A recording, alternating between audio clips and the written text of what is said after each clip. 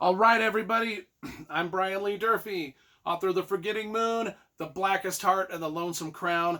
Today, I'm going to be reviewing the first book in arguably maybe one of my favorite science fiction series of all time.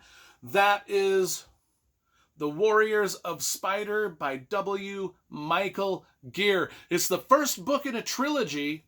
We've got The Way of Spider and The Web of Spider, books 2 and 3, and then I've got all the other Michael Gear science fiction books up here too, and we will be reviewing all of those. Some of you might know Michael Gear better from the work that he did with his wife. He did The People of the Wolf, and there's about 25 books in this series about ancient America. This is where he's this is where most people know him from. W. Michael Gear, his Western ancient Aztec series. People of the Wolf, People of the Raven, People of the Owl, People of the Lakes.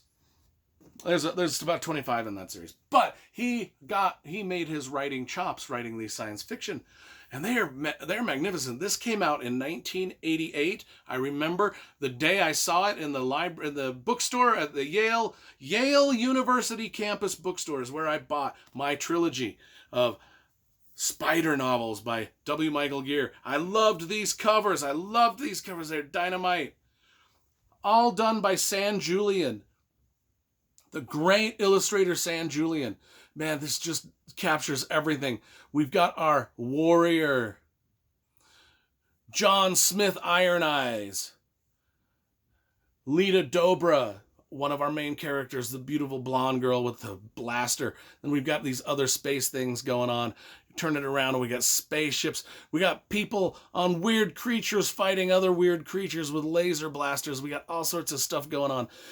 What is this book about? What is this series about, man? This series is about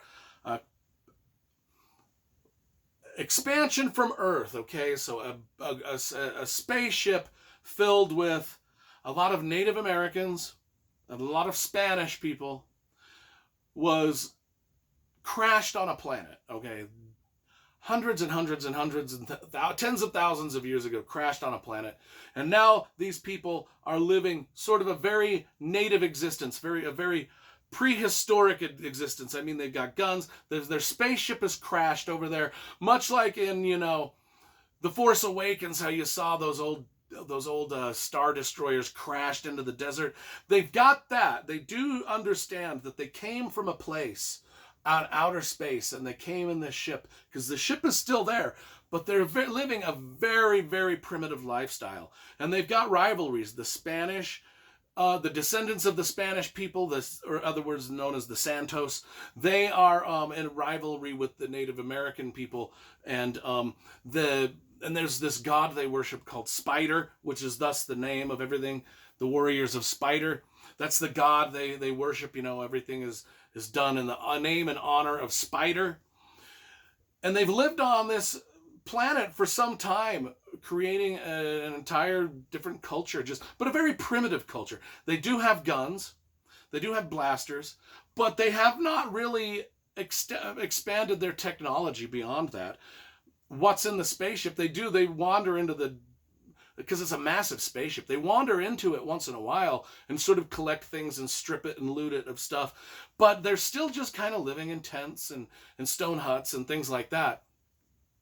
Nobody knows they're out there until one day another spaceship hovers over that planet and realizes there's life down there. And so they send an expedition down to see what's going on. And shit goes bad in the expedition. Two of the people that are sent in the expedition are Lita Dobra, our hot blonde here. Oh, and I love her. I love her character, along with Rita Sarza. There's Lita Dobra and Rita Sarza, some of the most badass women in science fiction ever. I mean, these are like Starbuck and Princess Leia combined, just with badassery. But they're part of this mission that goes down to this planet, and things go sideways quick with the mission, right? And these women are stranded alone on the planet, and they've got to survive. And it's brutal. It's brutal because this is mostly a science fiction space opera with a lot of spaceships and space battles.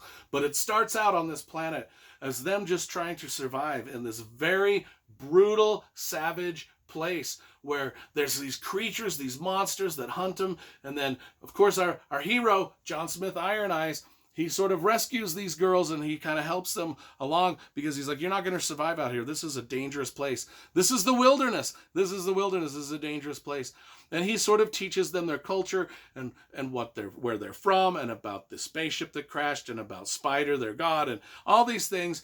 And he helps them survive in this very harsh environment. Meanwhile, the spaceship up above that they came from they're sending probes down to search for them because they know that the initial group they sent was destroyed, and so they're trying to find them, and they know they're alive down there. And then so we've got these two warring factions. And not only that, but amongst the Native American population, there's these prophets. There's these prophets that can actually see the future, and they've actually already seen all of this stuff. They knew that there was going to be a spaceship come down.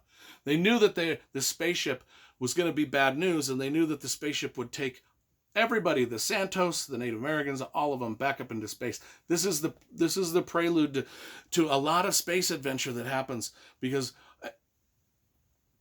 I'm telling you guys, this novel is just, I still am in awe of how awesome this is and how few people know about it. Like, this is world building and writing on par with anything that you'll see in Frank Herbert's Dune. In fact, I think it's far more inventive in a lot of ways. And it's far more fun to read. I mean, these are fun books. There's a lot of action and intrigue and drama and social commentary and things, just things about your beliefs in God and things about, and it's got a lot more laser fights and blaster fights and spaceship fights than Dune ever had. Although Dune is, like I said, Dune is my favorite science fiction novel of all time. But man, these are a close second. Everything Michael Gere does is just great. This does have, and I will say, this does have one of the most heartbreaking endings of any science fiction novel I have read, because I fell in love with these characters. And these characters, there's a lot of them in this book, and a lot of them from the spaceships, a lot of the Native American characters, a lot of the Spanish characters. There's a lot of them, and the rivalries and the drama that happens between all of them is just, so I fell in love with every character. Good, both the evil ones and the good ones, and then there's such a heartbreaking ending to book one. I was just like, I couldn't believe it. And I adore this series, folks. This is, if you want to read some of the best space opera, because in books 2 and 3, which I will review,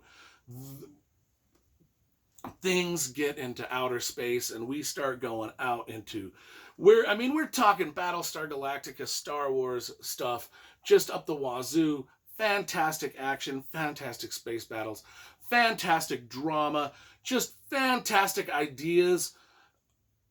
I mean, everything is based around these prophets that can see the future and what little information they're willing to give people, and people's belief in God. Well, then they call the god Spider, so the belief in Spider, and all of that stuff.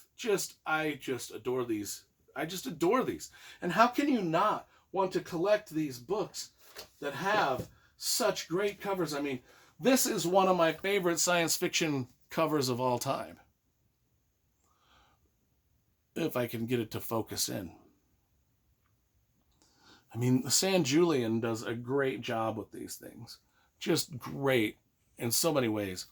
I give The Way of Spider, book 1, a 10 out of 10. Folks, it's that fucking good. It's just that fucking good. And then the sequels are just as badass. And you know, we're going to review them all. Every Michael Gere science fiction book will get reviewed, plus all of his Peoples of the Wolf. Some of the best writers in the country. Michael Gere and his wife, Kathleen O'Neill, I love their stuff. Maybe you saw my review of An Abyss of Light. If you haven't, because Michael Gere's wife, Kathleen O'Neill Gere, she writes some great science fiction novels too. I mean, they are dynamite science fiction novels. Look at those. Also, San Julian covers. I can't talk enough about these. I just want everybody to read these. I love them so much.